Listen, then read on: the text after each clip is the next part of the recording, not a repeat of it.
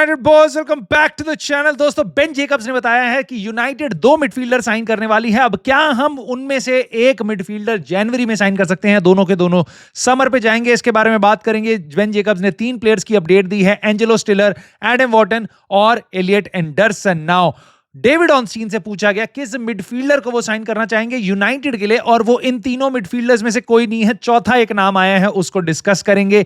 इंडी केला ने बोला है भाई यूनाइटेड 110 मिलियन स्पेंड करने वाली है जनवरी ट्रांसफर विंडो में, और ज़र्गज़ी क्या हम उसको परमानेंटली सेल करेंगे रादर देन लोन? मैं आपको रीजन बताऊंगा उसका। और हमारे को कुछ अपडेट्स मिली हैं यूनाइटेड के पुराने एक स्काउट के थ्रू कि क्या चल रहा है यूनाइटेड में और क्यों रूबेन एमरिम चाह रहा है readymade English Premier League proven players. Troy Deeney के कुछ कमेंट्स हैं बहुत ही इंटरेस्टिंग, और जेमी कैरेगर के, उनको भी टच करेंगे वीडियो के एंड में। सो आई होप आपको ये वीडियो पूरी पसंद आएगी तो प्लीज लाइक कर देना, सब्सक्राइब कर लेना और हाइप कर देना। इन चीजों से चैनल को बहुत सपोर्ट मिलता है, और प्लीज कमेंट करके अपने थॉट्स इन टॉपिक्स पे जरूर बताना। दोस्तों, मैं स्टार्ट करूंगा इंडी केला की न्यूज पे। मैं बहुत ज्यादा ध्यान नहीं लगाऊंगा इस पे, क्योंकि मुझे पता है इंडी केला की न्यूज बहुत ज्यादा सही नहीं होती है। आई नो इन्होंने बोला था कार्लस बलेबा वाली न्यूज ब्रेक करी थी यूनाइटेड के लिए, बट अभी फिलहाल इन्होंने काफी सारी ऐसी न्यूज दी हैं जो बहुत ज्यादा ट्रस्टफुल नहीं है। ना इन्होंने आके बोला है यूनाइटेड के ओनर्स 110 मिलियन पाउंड इन्वेस्ट करेंगे जनवरी ट्रांसफर विंडो में। ना मेरे को इतना पता है कि हमारी जो कम्युनिटी है यहाँ पे, बहुत से लोगों को अब ये समझ आ गया भाई 110 मिलियन स्पेंड करना, यानी आप 110 मिलियन का प्लेयर लाओगे, इसका मतलब ये भी हो सकता है कि आप 20 मिलियन इस जनवरी ट्रांसफर विंडो में स्पेंड कर रहे हो, क्योंकि आप मान लो 2 प्लेयर लाते हो, एक 50 मिलियन का, एक 60 मिलियन का, उनको 5-5 साल के कॉन्ट्रैक्ट देते हो, तो आपको 110 मिलियन अभी पैसा नहीं देना, आपको 5 साल में देना है। तो यानी कि आप 20-22 मिलियन इस साल देके आप 110 मिलियन अगले 5 साल में पे कर सकते हो।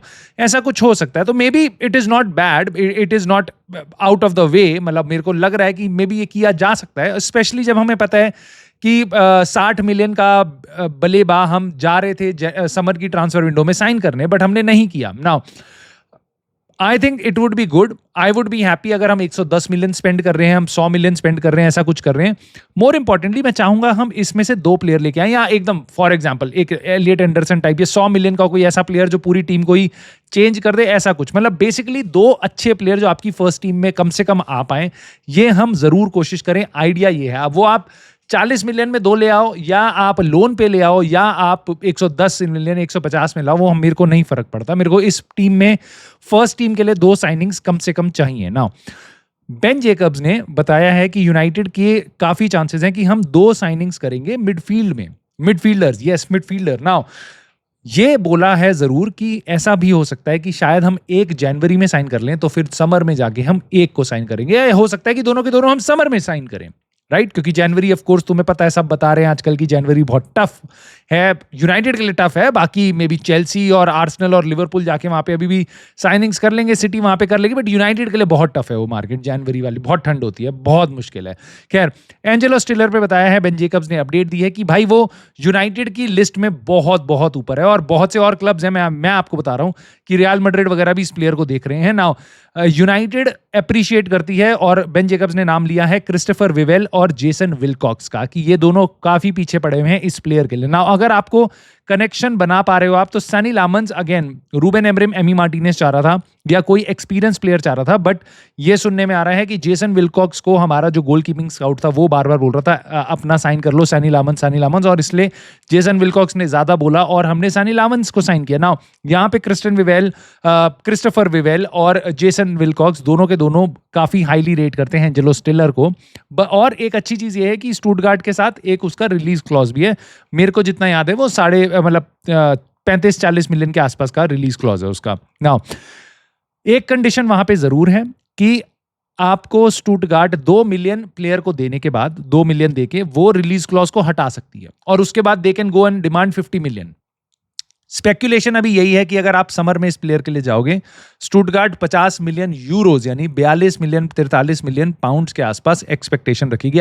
दिस कुड चेंज, मतलब स्टुटगार्ट के ऊपर है, वो बिल्कुल इस चीज को चेंज भी कर सकती है। ना एक प्लेयर और जिसको यूनाइटेड देख रही है, तो एक एंजेलो स्टिलर के अलावा आपका एलियट एंडरसन, और ये बताया है बेन जेकब्स ने कि उसका कॉन्ट्रैक्ट काफी ज्यादा कॉम्प्लेक्स है, और उसमें कुछ रिलीज क्लॉज और कुछ में कुछ क्लॉजेज हैं। अगर यूनाइटेड चैंपियंस लीग में होगी तो मे बी हम उसके लिए जा सकते हैं, और तो उस केस में समर में अगर हम वहां पे जाएंगे, कोई बड़ा क्लब जाता है उसकी पोजीशन में उसको साइन करने, तो वो 100 मिलियन से काफी कम में प्लेयर मिल सकता है। नाउ उसका बहुत ही कॉम्प्लेक्स है, प्रोविजंस है उसके, जो उसका कॉन्ट्रैक्ट क्लॉज है उसमें, but that does not mean कि अगर हम अभी जनवरी में जाएंगे तो हमें मिलेगा। Maybe it is for summer of 2026, not right now.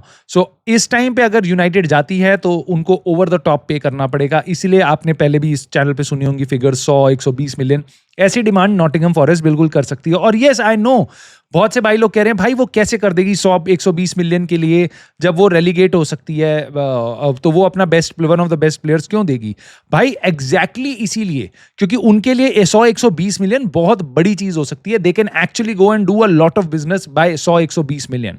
ठीक है, वो एक्चुअल में 5-6-7 प्लेयर ला सकते हैं अपने टीम के लिए। ठीक है, और वो उनको ज्यादा हेल्प कर सकता है एलियट एंडरसन की जगह। तो मुझे इतना भरोसा है भाई यूनाइटेड पे कि वो नहीं जाएगी इतना पैसा खर्च करने, जब स्पेशली हम समर में जाके उस प्लेयर को 30-40 मिलियन सस्ते में लाके ले सकते हैं ना। एक और चीज बताई है कि टॉमस ट्यूकल जो इंग्लैंड का मैनेजर है, उसने एलियट एंडरसन को बता दिया है कि भाई अगर even if you play good और अगर तुम नॉटिंघम फॉरेस्ट में भी हो तो तुम्हारे को चांस मिल जाएगा इंग्लैंड के वर्ल्ड कप स्क्वाड में। It does not need to be कि भाई तुम यूनाइटेड, चेल्सी, टॉप क्लब्स के लिए खेल रहे हो, राइट? सो अगर आप नॉटिंघम फॉरेस्ट में भी अच्छा परफॉर्म कर रहे हो जैसा आप कर रहे हो, तो आपके चांसेस बिल्कुल हैं, आप इंग्लैंड के आप वर्ल्ड कप स्क्वाड में आ सकते हो।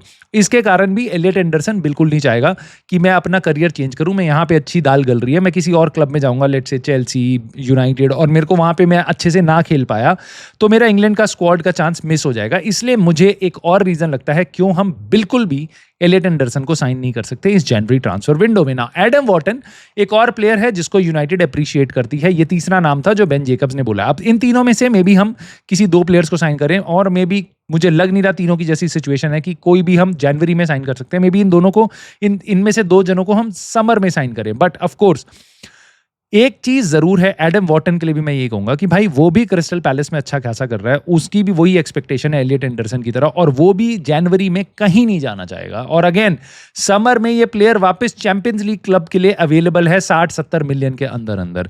सो यूनाइटेड भी नहीं जाएगी, वो चाहेगी कि हम चैंपियंस लीग क्वालिफाई कर लें, उसके बाद एडम वॉटन जाए। तो मुझे बिल्कुल चांस नहीं लग रही है तीनों प्लेयर्स में से कोई भी एक आएगा, बट समर में आप बिल्कुल देख सकते हो यहाँ से 1 या 2 प्लेयर आए ना। डेविड ऑर्नस्टीन से पूछा गया कि भाई अगर आप यूनाइटेड में होते और आपको कोई एक मिडफील्डर साइन करना होता तो आप किसको साइन करते? और उन्होंने इन तीनों में से किसी का नाम नहीं लिया, उन्होंने नाम लिया कार्लस बलेबा। और रीजन दिया है because United they want him, Carlos Baleba, और Carlos Baleba he wants United, right? Brighton don't want to let him go, but we will see what the future holds. Now इन्होंने कुछ भी summer और winter की transfer window के बारे में नहीं बोला, बट ये जरूर बताया कि ब्राइटन का जो प्लेयर है आपका कार्लस बलेबा, वो भी यूनाइटेड को चाह रहा है और यूनाइटेड भी कार्लस बलेबा को चाह रही है। सो things can happen. I know there is a concern कि भाई बलेबा का सीजन अच्छा स्टार्ट नहीं हुआ, but things can really happen. May be अब यूनाइटेड जाए, उसको सस्ते में साइन करने की कोशिश करे, क्योंकि बाकी सारी कोई साइनिंग हम जनवरी में नहीं कर सकते। और रूबेन एमरिम ने पहले आपको बताया रखा है कि भाई मेरे को परमानेंट ट्रांसफर चाहिए, मैं चाहूंगा मेरे को ऐसे प्लेयर मिले जो मैं लॉन्ग टर्म के लिए मेरे साथ हूं, rather than short term fix. For example ओडिया निगालो और वुड वेगॉस्ट वाली डील मेरे को मत करके देना, मेरे को लंबे टाइम के लिए प्लेयर देना, राइट? सो ये एक ऑफ कोर्स एक्सपेक्टेशन है, जरूरी नहीं है वो पूरी होगी नहीं होगी। मे बी हम एक लोन प्लेयर साइन करें 6 महीने के लिए और उसके बाद हम छोड़ दें उसको। सो डेविड ऑर्नस्टीन की बात सुन के, और डेविड ऑर्नस्टीन तुमको पता है बहुत ही ज्यादा क्लोज है यूनाइटेड के, so it could be a case कि कार्लस बलेबा के साथ हम जाएं और इस जनवरी में हम ट्राई करें वापस, क्योंकि हमने समर में बिल्कुल ट्राई किया था। प्लेयर का वैल्यू थोड़ी कम हुई है क्योंकि प्लेयर का गेम वैसा नहीं रहा जैसा पिछले सीजन था। तो ऐसा जरूर हो सकता है भाई कि कार्लस बलेबा चीपर डील हमारे को मिल जाए, और मे बी ब्राइटन करके और 3 प्लेयर, भाई वो तो 60 मिलियन 70 मिलियन में 3-4 प्लेयर खरीद लेगी। ब्राइटन की रिक्रूटमेंट तो ऐसी है। So maybe that is really better for them. Now एक चीज जरूर है, यूनाइटेड पैसा भी जनरेट कर सकती है और एक प्लेयर बहुत ज्यादा डिमांड में है, that is Joshua Zirkzee. Now Mark Ogden, भाई मार्क ओगडन ये है ESPN का जर्नलिस्ट, उसने बताया है Zirkzee is a possible outgoing United के लिए। United are confident that if they were to get rid of him they would get their money back और क्लोज टू इट। जितना भी पैसा लगाया था वो हमें वापस मिल जाएगा इटली से। नाउ एक चीज मेरे को लगी जो मार्क ओगडन ने नहीं बोली है, मैं आपको बता देता हूँ। हमेशा हम बात करते हैं प्लेयर जब हम साइन करते हैं, फॉर एग्जांपल ओनाना लिया 50 मिलियन में, 5 साल का कॉन्ट्रैक्ट है, हर साल 10 मिलियन कम होंगे, तो अगर हम 2 साल बाद उसको बेच रहे हैं हमें 30 मिलियन जरूर चाहिए ही चाहिए, फॉर एग्जांपल, ठीक है। Now Joshua Zirkzee is a very different scenario. उसका जो पैसा हम पे कर रहे हैं, जैसे मथेउस कूनिया, जोशुआ ज़िर्क्ज़ी, इन दोनों का पैसा जो हम पे कर रहे हैं वो 3 पेमेंट्स में है, 3 साल में कर रहे हैं हम, 5 साल में नहीं कर रहे हैं। जोशुआ ज़िर्क्ज़ी का रिलीज क्लॉज था 34 मिलियन का, हमने 36 मिलियन 37 मिलियन के आसपास की डील करी और हमने बोला हम 3 पेमेंट में देंगे। यानी यूनाइटेड पहले साल में जब उसको लेके आई थी तो 12 मिलियन दे चुकी है और पिछली समर ट्रांसफर विंडो में हमने 12 मिलियन दे दी। तो इस टाइम पे अगर आप जोशुआ ज़िर्क्ज़ी को 12 की जगह 12 मिलियन में भी सेल करते हो, राइट, तो आप नो प्रॉफिट नो लॉस में हो, राइट। और ऑफ कोर्स अगर आप उसको सेल करने जाते हो तो आराम से वो भाई 30 मिलियन से ऊपर का भी बिक सकता है, ठीक है, 25-30 मिलियन का आराम से आपको बिक जाएगा। तो एक्चुअल में ज़िर्क्ज़ी को बेच के आप प्रॉफिट कमा सकते हो, क्योंकि आप ऑलरेडी जो पैसा था आप दे चुके हो, 24 मिलियन दे चुके हो, आपको 12 मिलियन ही वापस देना है। अब 12 मिलियन से ऊपर की जितनी की भी आप डील करोगे वो आपका प्रॉफिट बन जाएगा। तो जोशुआ ज़िर्क्ज़ी का कॉन्ट्रैक्ट बहुत ही यूनिक है, लाइक मथेउस कूनिया, बाकी किसी और प्लेयर का यहाँ पे सबका 5-5 साल के कॉन्ट्रैक्ट हैं। सो ये एक इंटरेस्टिंग चीज है और मुझे ऐसा भी लगता है कि मे बी रूबेन एमरिम उसको, जैसे रासमस होयलैंड उसको रास नहीं आया था, वैसे जोशुआ ज़िर्क्ज़ी उसको उतना इंटरेस्टिंग नहीं लगता कि वो हमारा फ्यूचर का पार्ट हो सकता है। और जिस डेस्पिरेशन से Ruben Amorim, and I am totally back him, भाई जो प्लेयर अच्छा लगता है मैनेजर को लगता है, जो नहीं लगता वो नहीं लगता, और वो उसको लगता है कि मैं बेटर प्लेयर ला सकता हूं, तो ऑल बाय ऑल मीन्स हमें टीम को सपोर्ट करना है रादर देन एक individual player. And I think Joshua Zirkzee is a killer player भाई, और अगर वो बिक सकता है तो that would be good for us, only if Ruben Amorim wants him to be sold, क्योंकि परमानेंटली वो उसको नहीं देखता अपने प्लान्स में, राइट। नाउ एक यूनाइटेड का पुराना स्काउट है, उसने रूबेन एमरिम के बारे में एक बहुत इंटरेस्टिंग बात बोली है, और ये सुनना आप बहुत ध्यान से। भाई इस बंदे ने अपना एक्सपीरियंस बताया है, उसने बताया है यूनाइटेड के साथ काम करने के लिए, यूनाइटेड का स्काउट रह चुका है पहले, इसका नाम है पियोटर सेडोव्स्की। नाउ इन्होंने बताया है कि honestly having recently worked at Blackburn Rovers, ये ब्लैकबर्न रोवर्स में काम कर रहे हैं, तो operating on a much lower transfer budget United के कंपेरिजन में, I would have had no problem finding a few players of Dorgu's level, Patrick Dorgu के लेवल का प्लेयर मैं आराम से फाइंड कर लूंगा, बट 25 मिलियन जो यूनाइटेड ने दिए डोरगू के, उतने में मैं 4 प्लेयर साइन कर दूंगा डोरगू के लेवल के। भाई ये बात बोल रहा है बंदा, यूनाइटेड का पहले स्काउट रह चुका है, ब्लैकबर्न रोवर्स में भी काम कर रहा है। नाउ वो ये भी कह रहे हैं कि results have not been right, United ने पहले भी अभी जाके अभी यंग प्लेयर साइन करे हैं, और यहां से मेरे को डर लगता है भाई, हम यंग प्लेयर की बात कर रहे हैं, कितने ऐसे यंग प्लेयर हैं जो तुम्हारी फर्स्ट टीम में आके इंपैक्ट डाल रहे हैं, और दूसरी साइड पे तुम्हारे पे मथेउस कूनिया और ब्रायन एम्बुमो जैसे प्लेयर हैं जो एक्सपीरियंस्ड है, और वो पहले दिन से आके तुम्हारे लिए रेडी है तुम्हारे लिए गेम खेलने को, राइट। सो वो कह रहे हैं कि results have not been right, क्योंकि हमने काफी यंग प्लेयर साइन करे हैं, जैसे डोरगू, डिएगो लियोन और बहुत सारे, और of course they are good players, and I hope कि वो आने वाले टाइम में काफी अच्छे हों, और हमारे को उनके साथ पूरी पेशेंस दिखानी चाहिए। All respect to these players. Now problem is कि रिजल्ट्स फर्स्ट टीम के लिए अभी तक बेनिफिशियल नहीं है, और इसलिए वो बता रहे हैं कि Ruben Amorim prefers readymade players, and I totally understand that, और इसीलिए मैं नहीं जाता उस हाइपोथेटिकल ट्रेन में। वाओ 17 साल का प्लेयर हम नाले वाले हैं जो आज तक यूनाइटेड में, क्या इंग्लिश प्रीमियर लीग में नहीं खेला, और नेक्स्ट उसको कहते हैं नेक्स्ट मोइसेस कासेडो है, लूका मॉड्रिच है, रोनाल्डो है, तो उनको लेके ओवर हाइप मैं नहीं करता, क्योंकि भाई मुझे नहीं पता तब तक मेरा मैनेजर रहेगा नहीं रहेगा, ठीक है। तो प्लेयर चाहिए भाई रेडीमेड, और रूबेन एमरिम इतना इंटेलिजेंट जरूर है कि उसको पता है कि भाई ये जो प्रॉमिस ये डोरगू और ये ऑफ द वर्ल्ड लाके मेरे को दे रहे हैं ना यंग प्लेयर, इनसे मेरी दाल नहीं गलने वाली, मेरे को एक्सपीरियंस प्लेयर चाहिए। इसलिए रूबेन एमरिम, सानी लामंस और ये सब, हो सकता है उसमें से कुछ निकले, जैसे सानी लामंस से बहुत बढ़िया टैलेंट मिल गया हमें, राइट, यंग प्लेयर जो बहुत डाउट था कि क्या वो पहले सीजन में आके यूनाइटेड का मेन कीपर बन सकते जाएगा, वो अभी तक हमें बहुत सुपर सॉलिड लग रहा है, 5 गेम खेला, 5 अनडिफीटेड, राइट नाउ। बट हर बार ऐसा नहीं होता, आपको पैट्रिक डोरगू जिसका लेवल इस टाइम पे हमें नहीं लग रहा कि भाई वो उस लेवल पे है, 1 साल होने वाला है उसको यूनाइटेड में आए हुए, और ऑफ कोर्स आने वाले टाइम में वो बेटर हो जाएगा, I have full confidence in him. But United और रूबेन एमरिम और आपको और मेरे को, हमारे को जरूरत है भाई रेडीमेड टैलेंट्स की, वो ऑफ कोर्स उसमें ज्यादा पैसा खर्चा होता है।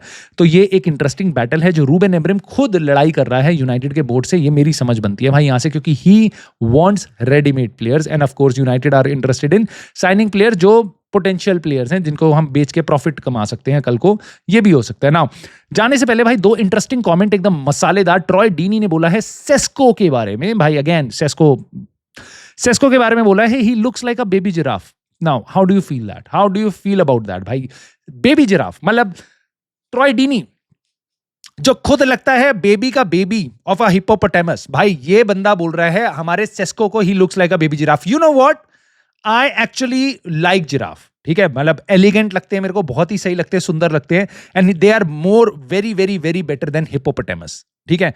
तो भाई ट्रॉय डीनी मतलब क्या लेवल आ गया भाई इनका, मतलब अब इनको अटेंशन लेने के लिए यूनाइटेड के प्लेयर को ये कंपैरिजन करने पड़ रहे हैं भाई। उधर कैरेगर को देख लो, अब यूनाइटेड के लिए नहीं लेकिन उसने जनरल पब्लिक के लिए बोला है यूनाइटेड। अब इनकी कलस्ती क्या है भाई, सुन लो। ये कह रहा है कि जेमी कैरेगर आजकल तो भाई ऐसे ऐसे कमेंट मार रहा है जिसको सुन के आप बस मजे ले सकते हो। कैरेगर ने बोला है भाई आज की Twitter is full of analyst, ठीक है, दे आर क्वाइट डिसमिसिव, और बेसिकली उसने बहुत कुछ बोला है, मैं आपको संक्षेप में बता रहा हूं कि वो कह रहा है कि बहुत सारे एनालिस्ट हैं ट्विटर पे और वो बहुत डिसमिसिव हैं ओपिनियंस ऑफ एक्स प्लेयर्स, यानी पुराने प्लेयर्स के ओपिनियंस को वो एकदम खराब किया, बेकार है ओपिनियन, ठीक है। वो कह रहे हैं कि ये जो एक्स प्लेयर है ना, ये उस लेवल पे खेले हैं जहां पे तुम कभी पहुंच नहीं पाए, जहां पे तुम कभी खेल नहीं पाए, ठीक है, और तुम्हारे को कोई रोक नहीं रहा, जाओ कोचिंग कर लो और मैनेजमेंट कर लो, ठीक है। तो बेसिकली उसकी अपील है कि पुराने प्लेयर्स के जो वो व्यूज हैं उनको ना ऐसे डिसमिस मत करो कि यार वो बोल रहे हैं तो बकवास बोल रहे हैं, ऐसा नहीं, उनको काइंड ऑफ रिस्पेक्ट करो क्योंकि वो उस लेवल पे खेले जहां पे तुम नहीं खेले। भाई जेमी कैरेगर मेरे भाई, मेरे चाचा, गैरी नेविल के दोस्त, लिवरपूल के एक्स लेजेंड जो कुछ नहीं जीता, प्रीमियर लीग का पी भी नहीं आता जिसको, जेमी कैरेगर भाई, कुछ टाइम पहले मैंने तुम्हारे मुंह से एक बात सुनी थी हमारे कैज़ेमीरो के लिए, ठीक है, ब्राजील का लेजेंड, रियल मैड्रिड का लेजेंड और यूनाइटेड का बहुत ही सही प्लेयर, ठीक है, उसका जो औधा है ना भाई जेमी कैरेगर, तुम्हारे 5 पुश्ते कोई नहीं है भाई, कोई नहीं, मतलब दूर दूर तुम you are not like 2% of Casemiro, ठीक है, but you insulted Casemiro on live television, ठीक है। He has played at a level that you did not, ठीक है, he has won the trophies that you even could not even smell them, ठीक है। सो जब तुम बात करते हो उन प्लेयर्स के बारे में तो ठीक है, जब तुम उन मैनेजर्स को बोलते हो जैसे रूबेन एमरिम वगैरह को ही शुड बी सैक्ड और ये सब वो सब, तब तुम्हारे को शर्म नहीं आती, तब तुम्हें नहीं लगता कि they are at a level that you can never even dream of, ठीक है।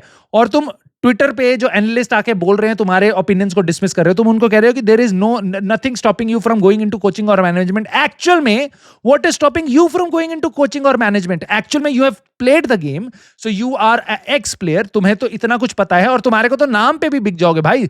2 मैनेजर, जो एक मैनेजर हूं, एक का नाम जेमी कैरेगर और एक का नाम है जुगल हंसराज, तो भाई जेमी कैरेगर को कोई भी क्लब ले लेगा कि भाई ये तो एक्स प्लेयर है, इसको ज्यादा पता होगा। You have a head start, Why don't you go into coaching और मैनेजमेंट? तुम ट्विटर पे जो अपना काम कर रहे हैं, जो एनालाइज कर रहे हैं फुटबॉल को, तो तुम उनको क्यों ज्ञान दे रहे हो? तुम भी तो जा सकते हो, लेकिन तुम्हें वो मेहनत नहीं करनी, क्योंकि रूबेन एमरिम सुबह 6 बजे उठता है, ठीक है, और आपका आर्टेटा 6 बजे उठता है, ये जाके काम करते हैं। तुम क्या करते हो? तुम आते हो 10 बजे उठ के कॉफी पी के, आके रूबेन एमरिम और आर्टेटा ये सब क्या बेकार चीजें कर रहे हैं ये बताते हो। There is nothing stopping you from going into coaching और management, and then you keep talking about managers और प्लेयर्स जो तुम्हारे लेवल से 10 गुना ऊपर हैं। तो please shut up and do not spread these nonsense. दोस्तों, this is all from me today, but of course मैं तुम्हारे पास और डेली वीडियोस लेके आ रहा हूं। आप मुझे अपने कमेंट करके बता सकते हो थॉट्स हमारे मिडफील्डर्स पे, जोशुआ ज़र्क्ज़ी, क्या हमें उसको सेल करना चाहिए, और जेमी कैरेगर की बातें कैसी लग रही हैं? क्या तुम्हें लगता है यूनाइटेड 110 मिलियन स्पेंड कर सकती है जनवरी ट्रांसफर विंडो में? Let me know and I will see you soon in the very next video.